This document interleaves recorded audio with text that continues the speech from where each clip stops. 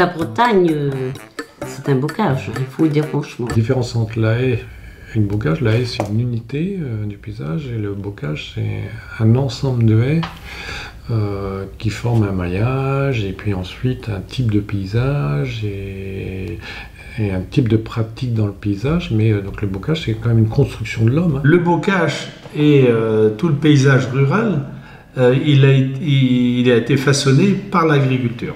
Pour moi c'est un patrimoine culturel également, donc c'est pas qu'une notion écologique et biodiversité, il y a aussi c'est culturel. À l'échelle du parc, c'est qu'en fonction des sols et en fonction de la proximité du littoral, on peut avoir une diversité de stratification et puis d'essence à l'interne.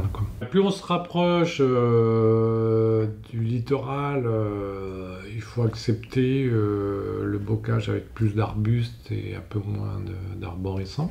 Dès qu'on a les zones protégées, on tombe dans des systèmes bocage assez classiques avec les fameuses 3 strates arborescentes, arbustives et herbacées. Par exemple, l'arrière littoral ici, vous aurez un bocage très arborescent et puis pas du tout, enfin, ce ne sera pas du tout le même style de bocage. Le frêne, après on a le fusain, le noisetier, le chêne pédonculé, après on retrouve ici encore à nouveau le troène et après on a le chêne vert. Donc on a une séquence avec une diversité de 6 essences. Tout ce qu'on a cité existe localement. Ce qui est intéressant, c'est dans une haie fonctionnelle, c'est d'avoir justement cet aspect de haie, de arbrisseaux, sous-arbrisseaux et arbres de haut jet. Donc c'est quand même intéressant d'avoir tous les étages. Alors les talus de terre, elles étaient fabriquées avec un fossé, on extrayait la terre et on mettait les mottes de terre. Donc souvent les fermes ici à Saint-Colombier, c'est vrai qu'ils étaient petits agriculteurs, marins, et ils avaient toujours 2-3 vaches. Donc pour garder les 2-3 vaches, eh ben, ils clôturaient les prairies par des murets en pierre, quoi. Alors, les pierres, ben, ils les empilaient les unes sur les autres, hein. Et tout le monde, tous les agriculteurs avant savaient monter avec un mur en pierre sèche.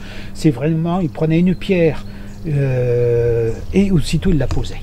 Nos parents et grands-parents n'allaient pas chercher très loin l'outil pour faire leur talus, enfin les matériaux pour créer leur talus, ils prenaient sur place. Et dès que les personnes voulaient gratter un peu le sol pour pouvoir avoir un jardin, enfin une culture, eh bien, il fallait enlever des pierres. Et en enlevant les pierres, eh bien, la seule solution c'était de les ranger en périmètre de la pierre qu'on dispose dans les bords et puis à l'intérieur du talus, enfin, de la murette, on cale avec de la terre, hein, c'est ce qu'ils faisaient. Hein. En mettant le minimum de terre, sachant que la terre, il fallait la garder pour produire. Enfin, pour moi, la création des talus, c'est ça. Hein. Enfin, des talus et des murettes de pierre, surtout. Les vieilles techniques, elles sont beaucoup plus manuelles. Une nouvelle technique de construction du bocage, elles sont beaucoup plus modernes. Donc, dès qu'on est dans la mécanisation, on ne va pas faire des choses très fines dans la construction de son talus, etc. C'est plus souvent une entreprise qui vient faire le talus, puis nous on plante par derrière, quoi, en fait. C'est d'abord, ils ont gratté avec leur pelleteuse, de manière à remuer un petit peu la terre, replacer la terre jaune, et ensuite remettre la terre végétale au-dessus, en fait. Et on avait calculé, comme je te disais, la hauteur pour que ça soit quelque chose qui paraisse à terme assez naturel, quoi. Après, le talus, il va peut-être travailler quand il va se mettre à pleuvoir. Mais les plants, le fait que ça a été tassé, déjà, il va pas s'affaisser totalement, quoi. Ouais. Donc, et puis la végétation va reprendre le dessus sur le talus. En un an, c'est impressionnant ce qu'on peut avoir. Donc l'idée, c'est de laisser après faire, quoi. Sur des sujets plus jeunes, ça peut être des sécateurs, des coupe-branches, des scies d'élagage aussi, pour faire la petite taille de formation en fait. Ils prennent la technique qu'on trouve dans certains endroits en Bretagne, c'est-à-dire qu'on sépare plus nettement la production de bois d'énergie et le bois d'œuvre. Un chêne avec un fût de bois d'œuvre, puis à côté le taillis pour faire du bois d'énergie. Si on veut que ce soit une CP, eh ben, dès la 2e année ou la 3e année, on coupe la tige principale. Et à ce moment-là, il y a 4-5 bourgeons qui vont se développer sur la tige restante et qui vont donner 3-4 tiges. L'arbre de haut jet, on essaye de donner une tige unique en élaguant les grosses branches supérieures à 2 cm. Ce n'est pas élaguer toutes les branches, mais c'est uniquement couper les grosses branches de plus de 2 cm. Donc si je regarde cet arbre-ci, par exemple, il aurait fallu supprimer une des 2 tiges. Et là, je regarde à 2 cm, et ben pratiquement, là, c'est limite, je défourche là seulement. Alors, après 2 cm, jusqu'à 3 cm, c'est toléré. 4 cm, c'est vraiment dernière limite, parce que le bourrelet cicatriciel se referme en 4-5 ans. Et malheureusement, le fût, enfin la tige principale sera marquée lors de la découpe du bois d'œuvre. L'élagage, lui, il consiste à enlever certaines branches, mais de garder la forme théoriquement de l'arbre futur. Normalement, on n'enlève pas autant de branches que les mondes, où là on peut être appelé à tout enlever. Alors, effectivement, maintenant, c'est bien connu de ne pas couper trop près du tronc pour que ça cicatrise, mais pas non plus laisser ce qu'on appelle un chicot, trop de branches, parce que là ça peut pourrir, etc. Donc il y a juste à respecter le bourrelet cicatriciel, normalement ça cicatrise bien. D'ailleurs, des arbres élagués aujourd'hui, 15 ans plus tard, on ne sait même plus trop où ça a été élagué. En fait, finalement, c'est tellement bien cicatrisé que... On utilise les tronçonneuses d'élagage essentiellement sur ce type d'intervention. En fait, le chicot, c'est une branche sans rien. Pardon. Ouais. C'est vraiment une branche de bois. Que là, on a gardé un tire-sève. Donc normalement, il va repartir. Nous, essentiellement, on va enlever le bois mort. On peut aussi intervenir sur des branches qui se chevauchent pour des raisons de sécurité. Et puis pour peut-être laisser tirer profit une branche plus que l'autre, en fait. Voilà. Le recépage, c'est de diminuer le volume de l'arbre à la base, en fait, pour qu'il puisse se régénérer, en fait. Alors que l'arbre tétard, lui, il fait souffrir l'arbre, et il y a des gros bourrelets de cicatrisation. Voilà, il n'y a pas beaucoup de sentiments avec l'arbre tétard. Dans le monde agricole, évidemment, ça se comprend. Ils n'ont pas trop le temps, ni parfois l'argent, pour faire des techniques manuelles, des techniques culturelles en fait, de l'ancien. Ça nous arrive quelquefois des gens qui nous disent « Ah ouais, on a envie de refaire un peu de chêne tétard », mais on sent bien que c'est un peu, mais c'est pas intégré dans l'exploitation agricole. Ah ça bien sûr, le bois était monté tous les 9-10 ans. Le même talent si on veut. C'était un tournant quoi si on veut quoi. C'était fait ça au passe-temps à l'automne plutôt. Oui, c'était en automne beaucoup après les semailles et puis bien des choses quoi. Les chênes c'était des tétards si on veut quoi. C'était un chêne qui était comme ça. Les outils, la hache, le faucillon et le harpon. C'était émonté tout manuellement avec une hache si on veut. Il n'y a pas de tronçonneuse à l'époque. Il fallait laisser un tire-sève sur la... Une branche. C'est une obligation même. C'était dans les fermages. C'était un règlement de fermage. L'entretien des talus devait être régulier et la coupe de bois était tous les 9 ans. Le gros bois était récupéré pour le feu bien sûr. Et tous les brins s'étaient mis en rang pour être fagotés si on veut. Alors on faisait des tas de fagots de 5 par 5 si on veut. Alors, celui qui faisait un 100 de fagots dans sa journée, il a bien travaillé. Voilà. L'outil, c'est la serpette, qui permet donc de tailler. Et puis un fil de fer recuit, puisqu'il se tord, ce fil de fer assez facilement sans se casser. Le fil de fer, on l'étale par terre. Et après on prend donc des branches que l'on taille. Et une fois que l'on a mis un petit peu de petites branches, on choisit les plus grosses que l'on positionne au milieu. Alors l'intérêt de mettre les grosses branches au milieu, Pendant la chauffe, le fagot va s'enflammer grâce aux petites sections qui vont prendre en premier. Et une fois que tous les petites sections se seront enflammées, ce sont les grosses sections au milieu qui vont prendre le relais et qui vont faire que la flamme va pouvoir tenir dans le temps. Hein, ça permet au boulanger de pas avoir à remettre du fagot régulièrement si les sections étaient trop petites. Et après, le principe, voilà, c'est de serrer grâce au nœud coulant. Ça fait que on a un petit fagot qu'on va appeler relativement bien fagoté.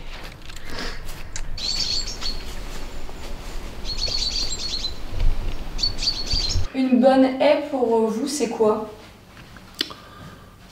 C'est quelque chose d'utile pour moi. Oui. Aussi bien pour moi que pour les bêtes. Dans les talus, on récupérait après la moisson, c'était toujours à la faucille, à la main, c'est pas comme maintenant, parce que maintenant c'est équipé du tracteur, et les broissons, et puis ça reste sur place. Mais nous, on ramassait cette litière-là pour mettre sous les bêtes. Le bocage a été façonné par les agriculteurs pour leurs besoins, pour des besoins spécifiques. Les talus ont été créés pour séparer les champs, c'était une limite naturelle. Ensuite, ils étaient entretenus pour garder les animaux. Ah ben de clôture. Il n'y avait pas autre chose. Même avant le fil de fer barolé, pendant la guerre, il n'y avait pas de fil de fer barolé. Hein. C'était des clôtures comme ça, hein. Et puis il fallait garder les vaches. Moi, malgré que j'ai gardé un peu les vaches, moi. Oui. Abriter les parcelles du vent, de la pluie, de l'eau, abriter les bêtes qui étaient en pâture. Parce que la bête est très intelligente, elle va à l'abri. Hein. Ça servait d'abri, de l'écoulement des eaux et beaucoup de choses, quoi. Oui. Et après, donc, il a été planté. Alors, pourquoi il a été planté? C'est parce qu'il y avait besoin de... Il y avait besoin de bois aussi, parce que faut se rappeler que le chauffage, c'était pas le fioul. Hein. C'était la cuisinière au bois dans la cuisine, le chauffage dans la chambre au bois. Et est-ce que vous savez qu'une haie protège l'espace qui est derrière elle sur 10 à 15 fois sa hauteur? Donc si une haie fait 10 mètres de haut, elle peut nous protéger sur 100 à 150 mètres. En fait, le bocage, les haies, les talus, vous voyez la butte qui est là sur laquelle on est, ça s'appelle un talus. Eh bien, il va canaliser cette eau, il va la diriger, il va retenir l'eau, il va favoriser aussi l'infiltration de l'eau dans le sol. Et puis, plus il y a d'eau à s'infiltrer, et moins il y a d'eau à ruisseler sur les parcelles, donc ça veut dire qu'on va aussi protéger les sols. On va éviter les inondations, on va éviter les coulées de boue. Du coup, c'est quoi le lien entre ce filtre à café, en dehors du fait qu'un petit café nous ferait du bien parce qu'il fait un peu froid, et le bocage qui est là, le talus sur lequel on est? Par rapport à l'eau, justement, comme il y a développé juste avant. À quoi il va servir ce bocage? À filtrer l'eau. Exactement, à filtrer l'eau. En plus de favoriser la constitution des réserves d'eau dans le sol, l'alimentation des réserves en eau, il va filtrer l'eau. En fait, les haies sont très très importantes pour nous apporter de l'eau en quantité et en qualité. Voilà, c'est très important d'avoir à l'esprit. Donc, à chaque fois qu'on détruit en fait une haie, en fait, on détruit une mini station d'épuration gratuite. Reconstruisons les bocages, hein. Ah pour le coup, oui, on a plutôt intérêt à reconstruire le bocage. Et avant, on avait une haie qui nous protégeait en fait, qui coupait le champ en deux, qui était certes de saule, donc il n'y avait pas une grande valeur de bois ou autre, et qui a permis à l'agriculteur de récupérer un peu d'espace. Et on s'est dit, mince, parce que comme tu es arrivé tout à l'heure, il y avait un chevreuil qui était juste là. On a pu cette fameuse coulée des animaux qui peuvent passer de ce parti de bois à l'autre. Et on s'est dit, ça serait sympa de replanter une haie. Alors, déjà tu en as cité. Tu avais cité les écureuils, ouais, les chouettes. Les hiboux. Oui, les hiboux.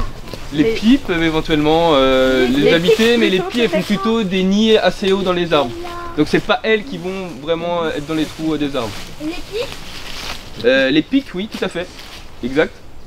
Mais les pics, ils vont carrément, eux, créer la loge, c'est-à-dire le trou dans lequel ils vont habiter. Et dans les trous comme ça, il y a d'autres aussi... Il y a des frelons. Les frelons, exactement. Et les abeilles, tout à fait. Guêpes aussi peuvent habiter en fait ce genre d'arbre.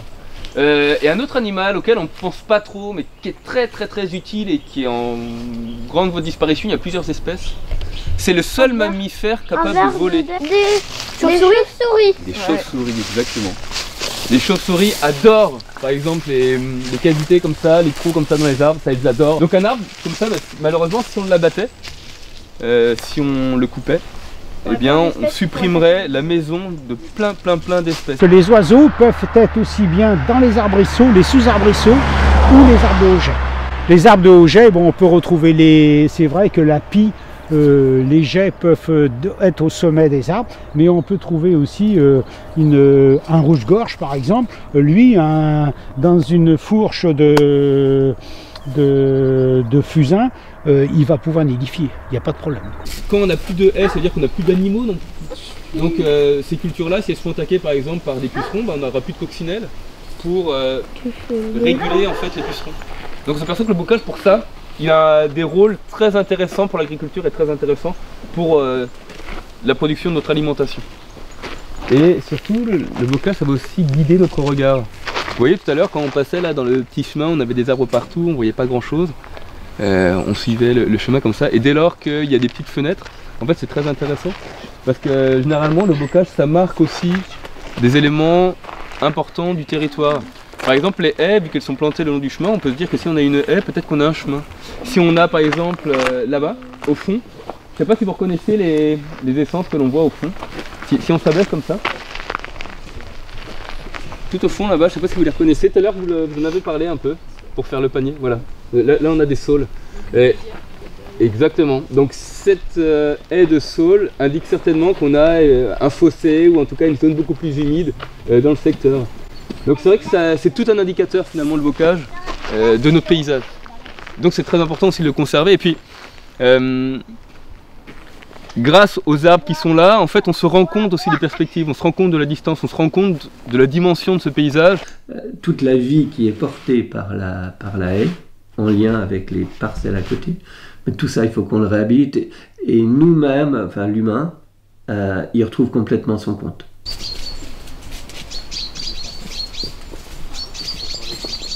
J'ai grandi dans une ferme avant la grande révolution, si on peut l'appeler comme ça, agricole. Généralement, quand il y a des révolutions, c'est fait pour faire du mieux. Là, c'est pas ce qu'on a fait de mieux. En tout cas, j'ai vu les arasements de haies et tout ça. Alors, j'ai été très sensible à ça. Les remembrements successifs ont déjà fait du mal sur une partie du territoire. Les arbres ne poussent plus comme à cette époque-là qu'on parle, hein, on était. Parce qu'il y a sûrement une chose qui doit jouer aussi, parler de traitement. Là. Alors il faut employer des traitements dans le sol, comme ça sûrement ça va quelque part, ça, hein, sur les racines des arbres. Hein. Lorsqu'on traite une parcelle, donc évidemment on traite les ravageurs qui sont ciblés. Mais on traite tout le reste. Convaincre l'agriculteur, d'abord c'est pas le pointer du doigt. Les agriculteurs conventionnels et qui ont continué d'être conventionnels, ils sont victimes d'une culture nouvelle, on leur a appris ça. Et puis effectivement il y a eu des hausses de rendement, du coup on a pu, enfin on disait, nourrir la population après la guerre. Donc là ils ont joué leur rôle en allant dans une impasse, mais on les a emmenés dans une impasse. En leur faisant croire que leur avenir était là. Il fallait de l'amélioration, hein. Parce que quand tu avais par exemple une parcelle ici, une parcelle là, c'était pas du boulot non plus, hein. Avec les machines qu'il y a maintenant, ils sont obligés d'aller au devant, pas en arrière. De toute façon, celui qui ne suit pas, malheureusement, combien qui peuvent pas, et puis qu'il met de la clé sous le paillasson, hein. Moi j'étais maire de Saint-Nolff de 1995 à 2014 et je n'ai jamais voulu, successivement à mes prédécesseurs d'ailleurs, qu'il y ait de remembrement sur la commune de Saint-Nolff. Maintenant, il y a un réaménagement foncier de programmer. Alors, le réaménagement foncier, dans la mesure où il est soft, je le défends parce qu'il permet certes d'aménager, mais aussi de reconstruire de la haie bocagère. Bon, déjà, la démarche qui me peut paraître un peu dure, mais moi je pense que pour tracer fruit, d'en discuter au niveau des plus. Alors à ce moment-là, il faut une vraie discussion agriculteurs et urbains, en fait. Hein. On ne peut pas les mettre en opposition.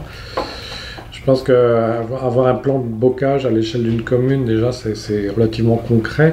Donc le classement, c'est une discussion pendant 1 an presque. Hein. Donc il y a un inventaire qui est fait, il y a des discussions avec les agriculteurs. Il peut y avoir même une discussion avec le service technique de la commune ou les élus, dans le sens où il peut y avoir des talus en ville. Je travaille à la mairie de Plescope depuis 1987. On travaille sur les arbres depuis environ 25 ans. C'était un choix communal en fait, de conserver les bocages existants, y compris en zone très urbanisée, et d'employer des personnes qualifiées pour le faire. Les haies sont classées au plus en fait, mais sur l'ensemble des talus du territoire communal en fait. Alors classé ne veut pas dire, alors c'est ça qui est difficile à faire comprendre aux agriculteurs entre autres, c'est pas parce que c'est classé, c'est que d'une il peut être déclassé, et puis autre chose c'est qu'on peut le gérer, on peut faire du bois à énergie, etc. Mais par contre on n'a pas le droit de détruire un talus sans une autorisation de la mairie, on n'a pas le droit d'enlever tous les arbres et puis ne pas replanter après. Il faut être concret, c'est un travail de fourmilier, il faut travailler avec les différents acteurs qui interviennent sur le bocage. Il y a les services techniques, il y a les agriculteurs, il y a les randonneurs qui l'utilisent plus, chemin creux, etc. Donc après, il y a un vrai travail, moi je trouve, de terrain qui est assez long à mettre en place, c'est qu'il faut sensibiliser tout le monde en même temps, quoi. En résumé, il y a urgence à refaire le bocage, il y a urgence à faire la transition agricole, et pour moi, il y a la question de la réconciliation entre l'humain et son environnement immédiat.